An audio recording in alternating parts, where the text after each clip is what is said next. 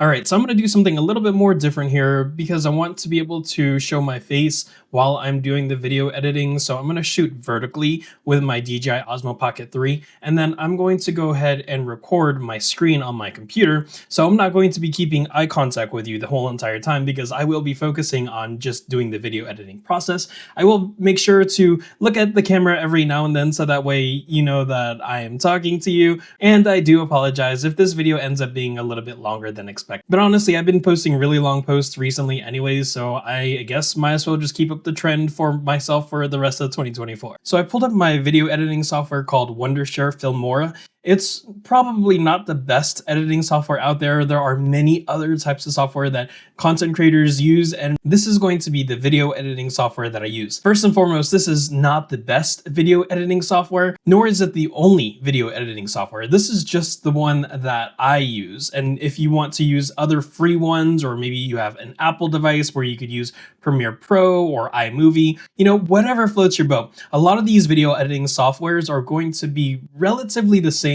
Obviously, some of them are going to have perks and some of them might have paywalls and some might have exclusivity.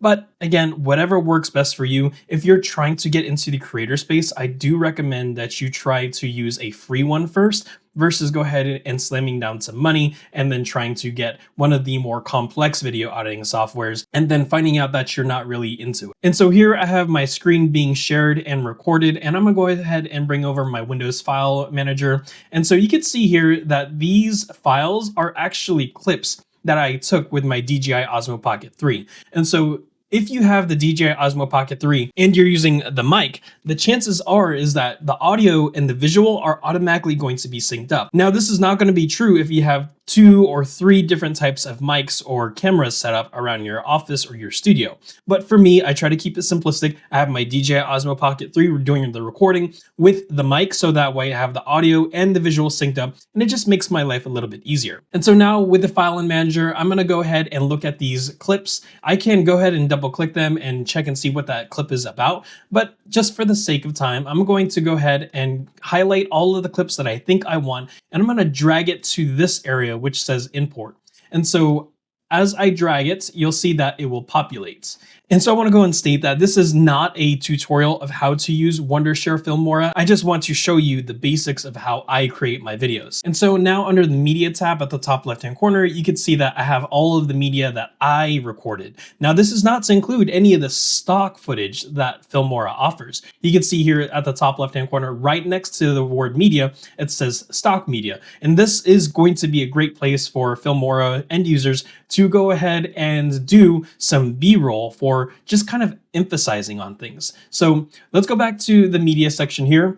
And first and foremost, we want to make sure that we know the difference between A-roll and B-roll. So A-roll is essentially going to be the things that are going to be the main timeline. For instance, what I'm doing right here, this is an A-roll. But when I cut away to something, when I show like a left to right view of whatever thing I'm showing, that's going to essentially be B-roll. So essentially, basically, any clip that takes away from the A-roll to emphasize on something else is going to be B-roll. There's probably so much more easier ways to say and explain that, but just know that there's going to be an A-roll, there's going to be a B-roll, and then there's going to be sound effects, and there may be even additional clips or tracks beyond that. So here on the bottom of the screen, we have what they call as the timeline. Yeah, kind of like the MCU, right? And so we have audio 1. This is going to be for any type of audio that you might want to be using if you're not using the Osmo Pocket 3. If you want to use like background music or sound effects, it's going to go under audio 1, and then you can right click and add additional audio tracks to the timeline. And then you have video 1. Again, this is similar to the audio row. You are going to put your A-roll here. Well, I specifically put my A-roll under video 1, and then I put my B-roll and any additional emphasis type videos on C and D and whatever. And so let's go ahead and just kind of bring some type of video in here so that way I can show you the basics of what it takes to create a video. So I think I started off with this video right here with 21 minutes. You can see as I click here on that particular media, I'm going to be shown here in kind of its preview screen. And so when YouTubers or any type of movie or the news, whenever they post something, you're only seeing the best version of their post. You'll actually see a lot of people who do any type of media production make a lot of mistakes. And so that's where you see things like they say, take one, take two, take three. It's because someone messed up, or maybe in my situation, I messed up 20 or so times, and then I'll have to just keep on recording until I make the correct clip. I'm going to go ahead and take this particular clip, I'm going to drag it down, and now you can see that I have one clip under the video one row. And then I can continue to do that. So I am then going to drag the second one and bring that down, and then the third one and bring that down, and then so on and so forth. And so at this point, you can see that I'm starting to make my video. This is like the very basic foundation building blocks of a video production. And so this clip right here, the very first clip, is not going to be 100% utilized. I would say it is a 21 minute and 33 second clip, and I'm probably only talking, or I probably only have maybe 8 minutes worth of actual usable content. So what I'm going to do is I'm actually going to scrub through this. And again, there is a whole bunch of tutorials here. I'm going to scrub through this and kind of just look at what these things are saying. And then I can use my mouse and my keyboard to zoom in on said clip. So you can see here it's zoomed out. But if I zoom in just by scrolling up and down with the control button on my keyboard, you can see that kind of the keynotes get a little bit more spaced apart. And this is going to be how I'm able to cut from good clips to bad clips. And so you can see here that I'm just kind of talking. I may be making some mistakes. I'm referencing the Oculus Quest. And so here, and I'm just going to play this clip here, and I don't really know what exactly I was saying in here. So if I burp or something like that, forgive me. Again, this is just kind of a behind the scenes. So I'm going to go ahead and press play. I hope the audio takes with this recording. So I'm going to go and press play. Right. So as you notice, I am wearing the AR glasses right now, and they're not. All right. So as you notice, I am currently wearing the AR glasses right now, and these are going to be AR for augmented reality, not VR for virtual reality. So VR is actually going to be this thing right here. So as you probably have noticed, I am still wearing the AR. And so that's just a small clip of what a creator has to go through in order to bring you the videos that you watch.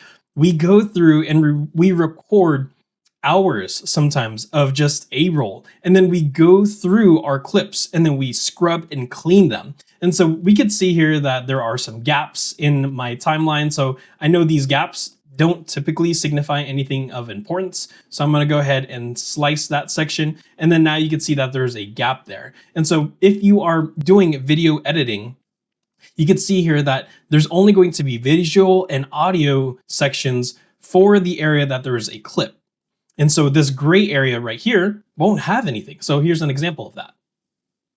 And with your media consumption. Let's go and get started.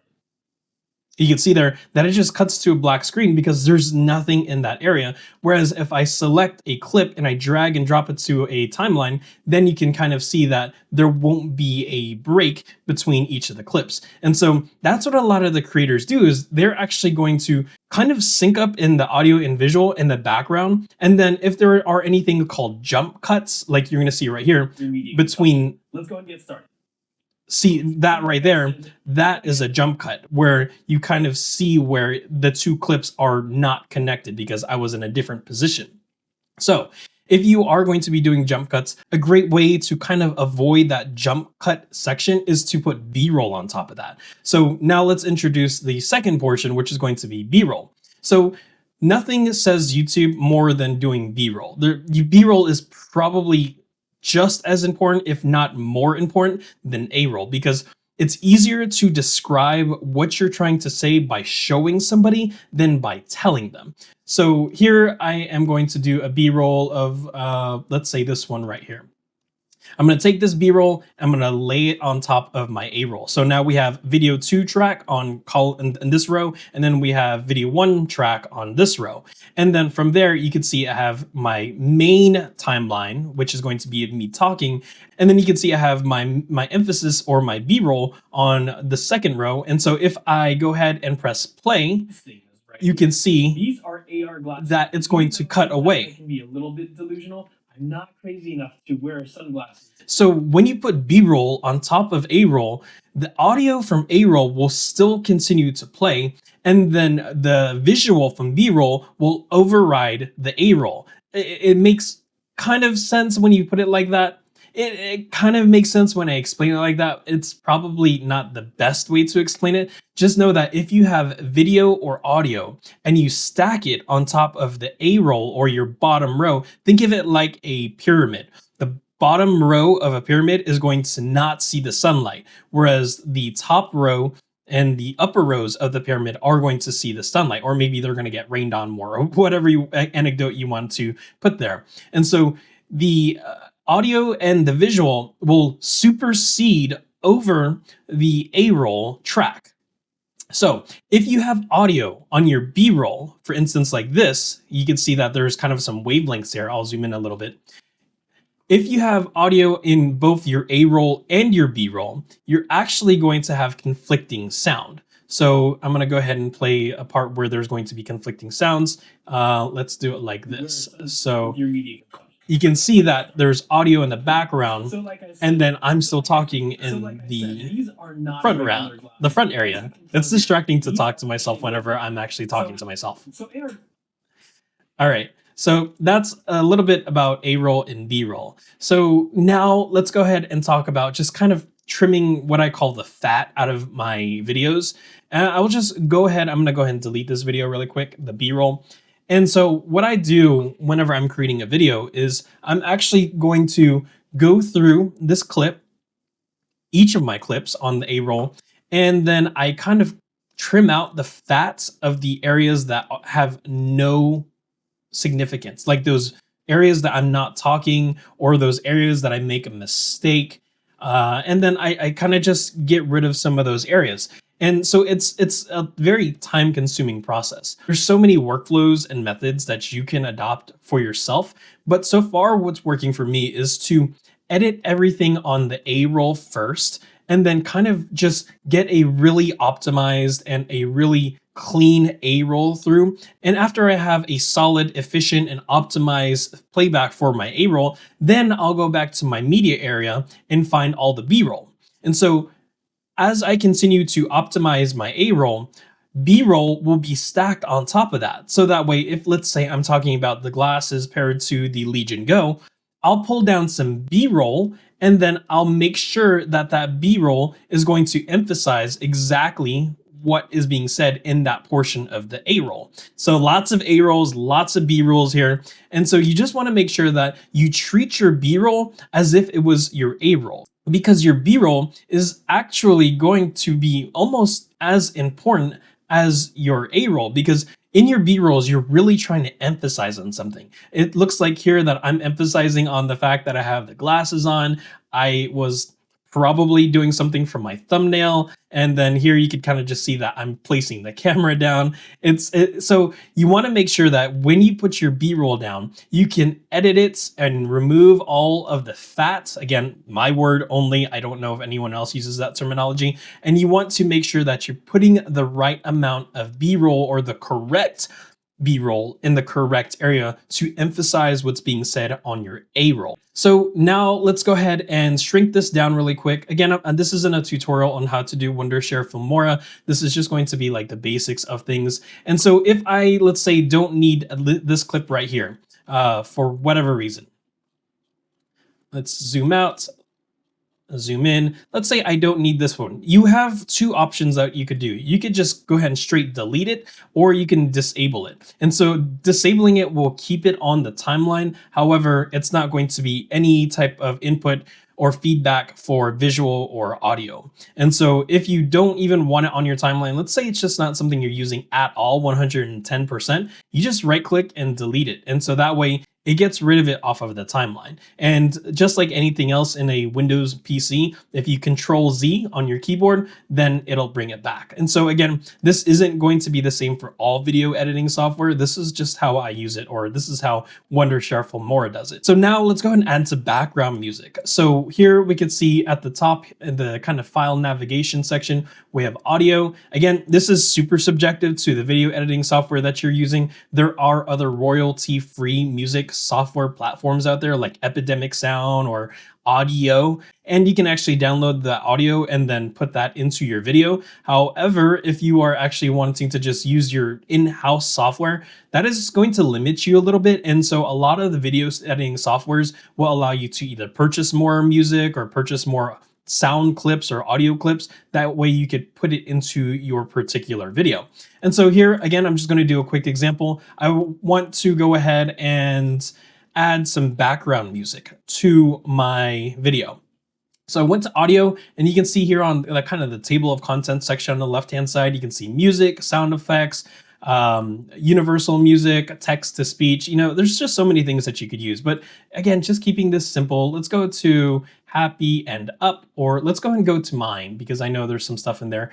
And then I'm going to go ahead and press California Screamin'. And so I'm going to find this video or audio, and I'm going to play it.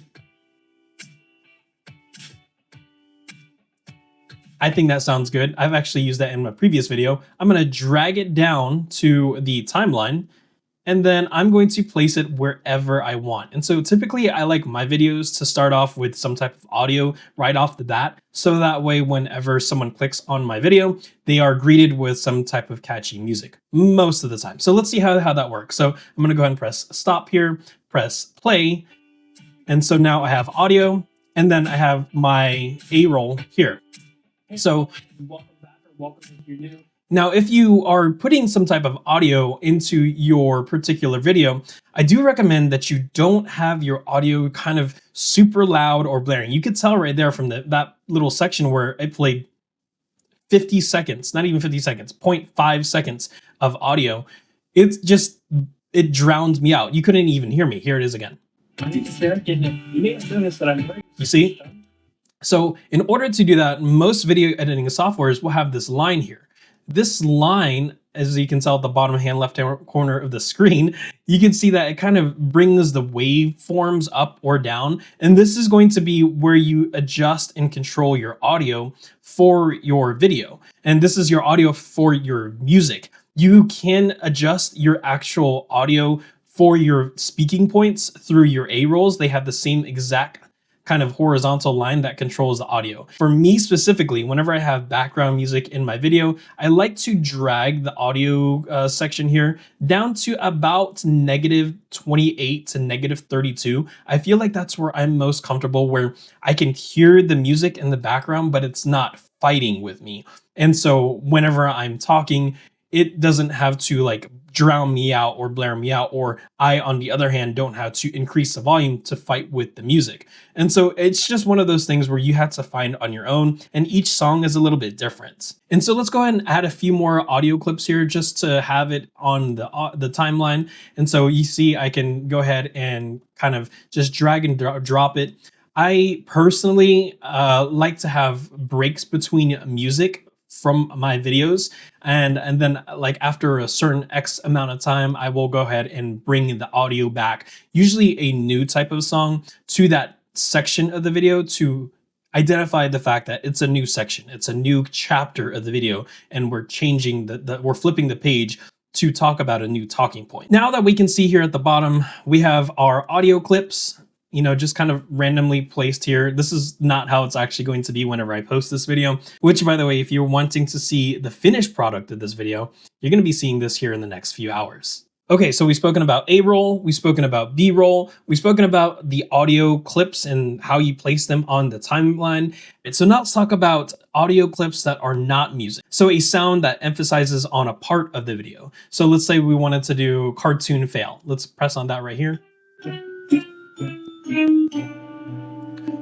And then if I wanted to do that because I made a mistake, I would take that particular audio clip, and you can see that I have to drop this into an audio track. Because the software recognizes it as audio, it has to be placed on an audio track, not a visual track or a video track. So I would drag this down and oops, I don't have enough space. So what I do is I right click on the track here and I add audio track. And now you can see it says audio track 1 and audio track 2. And then I'm then going to be able to drag that sound down, and let's just place it right there. And let's see what this sounds like. So it's going to sound a little weird with music and me talking. Well, oops. Right off, this is over something like this. The virtual reality goggles. Well, just right off the bat. And so a lot of the video editing process takes place with your mouse and your keyboard. There are going to be a lot of keyboard shortcuts that I recommend that you learn for your specific video editing software, so that way you don't have to just wander around the screen. You could just do Control X or Control A or whatever, so that way you're able to kind of streamline your workflow. So now let's go ahead and talk about titles. And so titles is actually going to be how you actually create some type of overlay, some type of contextual overlay on your video. So you can see here that I added the read carefully tile onto my video track 2, and it's on top of my A-roll, and then it's synced to my first music clip as well as my emphasis music or audio clip, which is that kind of cartoon fail sound. And so once I have that there, you could then press play. For something like this, the virtual reality goggles. Well, and so from here, you're then able to kind of adjust and manipulate the actual wording or the context that you want. So just by double clicking on it, you're able to go ahead and say, Derek is the best YouTuber ever. And so whenever you play this back, you're actually going to be able to see the context on top of the A-roll with any sound effects and or music. So here we go. For something like this, the virtual reality goggles. Well, just right off the bat. And so now we're starting to build our video. So this is obviously not how the video is actually going to turn out, but I just wanted to kind of show you how things looked. So now, as we continue to kind of trim out the fat, there's a few different ways to trim out the fat for a video. You can see that I can have this little scissor icon, and I can press on that through the track, and then I can press on the other section that I don't want, or I think that the fat will be, and I right click and delete, or I press delete on or backspace on the keyboard, and it does the same thing. And so now you can see the fat is gone. The fat was between this clip and this clip. And then also you're actually able to select a clip like I have it here. And then you can see like there's this little icon there. I can drag this clip with that icon in hand, so that way I'm able to trim out whatever fat that I don't want. Maybe you're trying to get like a really intricate cut and you don't want to kind of mess up the timing or the breath or whatever the clip is about. You could kind of get a more intricate clip like this. And then if you really, really want to, you could zoom in really, really, really, really good. And then you're able to kind of just look at the sound wavelengths or the sound waveforms between each of the breaths. So even though this section right here, and there's a huge pause right here, as it's zoomed in, this is probably a small breath. So here, I'm gonna go ahead and clip this just to show you what it looks like. I'm gonna go and highlight it to be, let's say, purple, and then I'm gonna zoom out. So at a normal talking speed, you could see that I zoomed in so much that it looks like a pretty large breath or a pretty large pause, but in the grand scheme of things of the entire timeline, it's tiny. So that's the significance of just learning how to zoom into your specific timeline and then knowing how to manipulate what you do and what you don't want in your video. Right, so this video is getting kind of long, so I'm gonna go ahead and talk about some transitions. So transitions are super simple. Again, every software is going to be a little bit different. So if you go to transitions at the top there, and let's say you just want to add a transition to this B-roll. So if I wanted to have a lens zoom out, you could go ahead and place that particular transition right there on the B-roll, and then select another transition to be on the outside or the kind of the ending part of that B-roll. And so I'm going to go ahead and shrink this down a little bit so that way we can see the transitions. So here we can have B-roll, and then we have the transition first one, and then we have the transition the second one. And each of them are going to show kind of a zoom effect. So here I'm going to press play. VR, which is going to be virtual reality. And so the big difference. And so you can see there was a little bit of a transition there. Whereas if I didn't put a transition, this is what it would look like. Stands for augmented ER, which is going to be virtual reality. So a clip or a B-roll without a transition is a cut to another screen or another type of B-roll, which is perfectly fine. A lot of people do that. But there are people out there that like to have a lot of transitions, myself included. I like to have transitions in there to just help make that a little bit more engaging, a little bit more interesting. So here I have another transition, the beam transition 5. I'm going to go ahead and drag that down to my B-roll, and then let's see what that looks like. Not to be confused with VR, which is going to be virtual reality. So the transitions really help with just kind of making things a little bit more engaging, a little bit more interesting for the viewer. Interested in doing any content creation, keeping your viewer engaged and interested is a huge thing, because let's just be real. Our attention span as humans is pretty short, even adults. I mean, literally, I love YouTube. I love doing what I'm doing, but there are times when I'm just kind of like,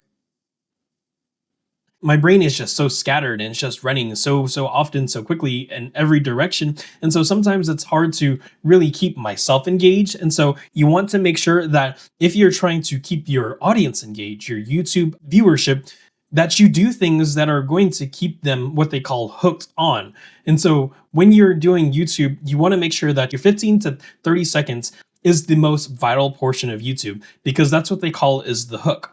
And so if you can get the hook correct, that's essentially going to give a very brief, direct summary of what your entire video is about. And so in that hook, that's going to be where you discuss what you're going to be doing in the video. And in your video, you actually have to deliver. You can't say, oh, hey, in today's video, we're going to be talking about Pokemon. And then in the rest of the video, you're talking about football. It doesn't work that way. You're actually going to kind of upset some of the people because you're kind of leading them on. Anyways, you want to make sure that you're making your videos engaging, you're making it interesting, not just at an audio standpoint, not just at a visual standpoint, but add the movie magic in there and make sure that you are adjusting some of these A-roll clips, these B-roll clips. You're adding music, you're making sure that you add some type of transition, or you're adding sound effects. So that way you have the most optimized video that YouTube is going to see. Remember, when you put these videos on YouTube, it's out there on the interwebs.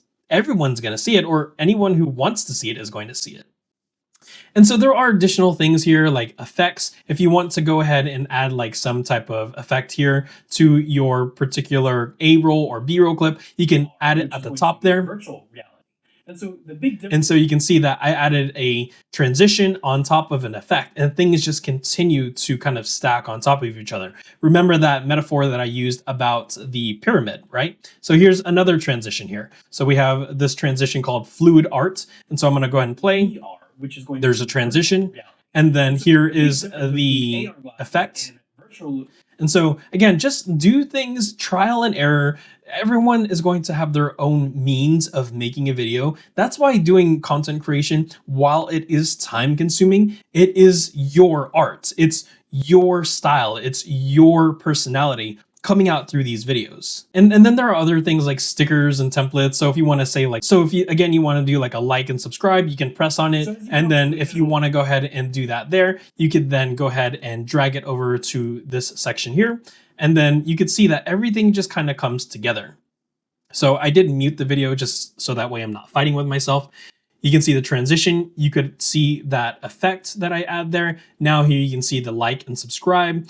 And then you can continue to just rinse and repeat this process over and over again throughout your whole entire YouTube video.